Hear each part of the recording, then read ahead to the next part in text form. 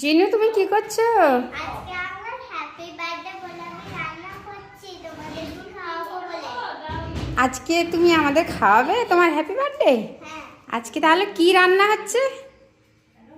আজকে তো আন্টি বলছে আগে ঘর দেখিয়ে দাও তারপর মাংস আর বিরিয়ানি আর আরে ফ্রিডম কাজ করতেছি আর রসগোল্লা।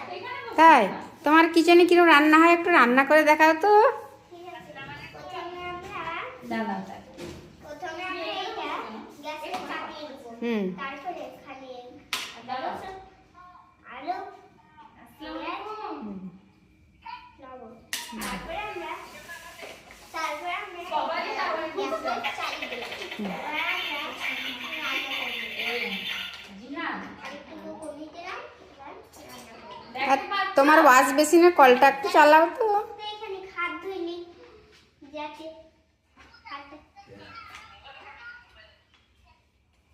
দেখছেন না এটা কিভাবে বেরোচ্ছে? হুম। এখানে একটা পাইপ আছে, এসো।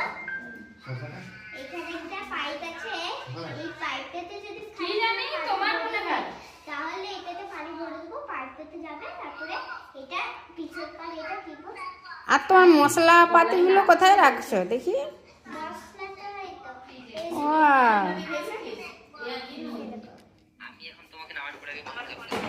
দেখতে পাচ্ছে না আর এটা আমার মশলার প্যাকেট। হ্যাঁ গো দেখতে পাচ্ছো